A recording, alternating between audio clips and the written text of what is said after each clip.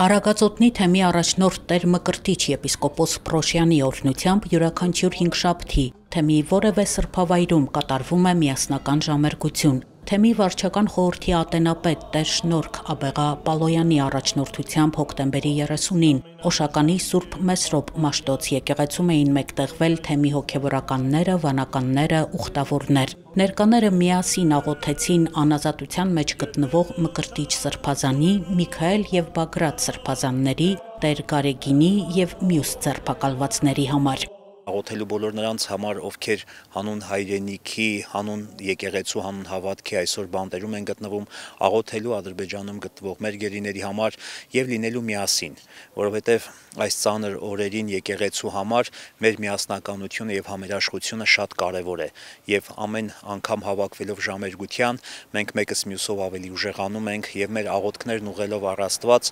հայցում ենք, որպեսզի Տերը օգնի շուտապույտ կերպով լուծելու այն բոլոր խնդիրները, որ ծառացել են այսօր եկեղեցու առաջ։ Մեր միասնության խորհուրդն ունի այսօր մեր ժամերգությունը, միասին հանուն խաղաղության, սիրո եւ համերաշխության խորհուրդն ունի այսօրվա ժամերգությունը։ Արագածոտնի թեմի բնականոն գործունեությունը խաթարվել է կապված վերջին շրջանի իրադարձությունների հետ, սակայն հոգևորականները իրենց ծառայության վայրերում շարունակում են սրբազան արարողություններ, ծեսեր իրականացնել, պահպանում են աղոթական միջավայրը։ Ցավոք սրտի այնինչ որ տեղի է ունենում հայ առաքելական եկեղեցում, նաև արտացոլվել է մեր թեմի վրա, տեղի ունեցան մեր բոլորի տներում խուզարկություններ, մենք բոլորս քննչական կոմիտե տարվեցինք, հարցաքննվեցինք եւ մինչ օրս զգում ենք, որ մենք բոլորս գտնվում ենք ուշադրության կենտրոնում, լավագույնս փորձում ենք մեր ծառայությունը շարունակել, ծառայության առումով որևիցե մի բան չի փոխվել մեզ համար, մենք ընտրել ենք այս ճանապարհը եւ այս ճանապարհով գնում ենք եւ փորձում ենք, որ որևիցե մի բան պակաս չլինի, ամեն ինչ անել ըստ պատշաճի, ըստ ծառայության ոգու, ըստ մեր պարտականությունների, անկախ այն հանգամանքներից, որի մեջ հայտնվել ենք։ Օշականի Սուրբ Մեսրոպ Մաշտոց եկեղեցում էր նաև Տեր Սարգիս Քահանա Սարգսյանը, որը մեկ տարուց ավելի է ծառայում է Հովանավանքում։ Լրատվամիջոցների ներկայացուցիչները հետաքրքրվեցին վանքի շուրջ եղած հանգամանքներով։ Ներկայում Հովանավանքի տարածքում շուրջօրյա ոստիկանական հսկողություն է անցկացվում։ Ծառայության խոչընդոտելու համար, գիտեք, այն օրվանից պսակադրության այդ արդեն հայտնի իրադրությունից հետո ինձ մոտեցան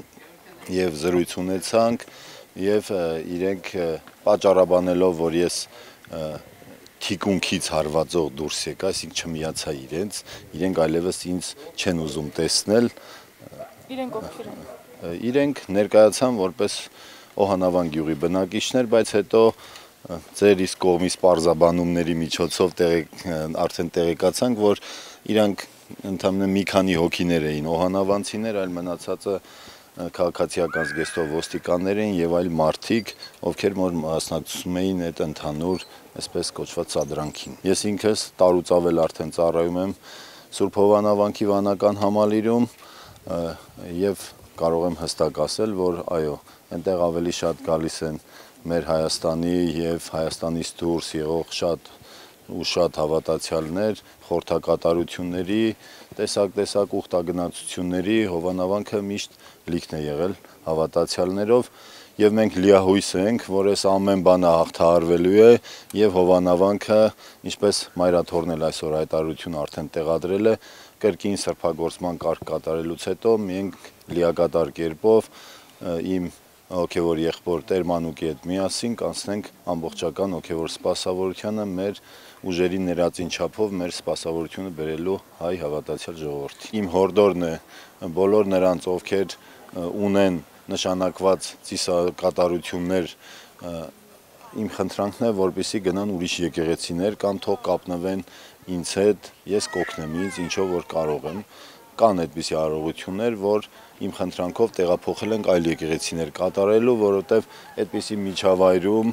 անդադ կարծես հսկողության տակ եւ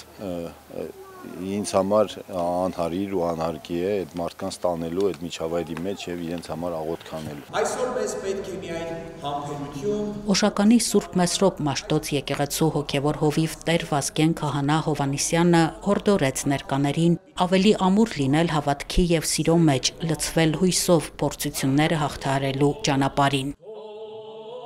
Ժամերգության ավարտին հոգևոր դասը իր խոնարհումը բերեց Սուրբ Մեսրոպ Մաշտոցի Շիրիմին խնդրելով Սրբի բարեխոսությունը։ Միասնական հաջորդ ժամերգությունը կկատարվի նոյեմբերի 6-ին ժամը 18-ին Մուղնու Սուրբ Գևորգ եկեղեցում։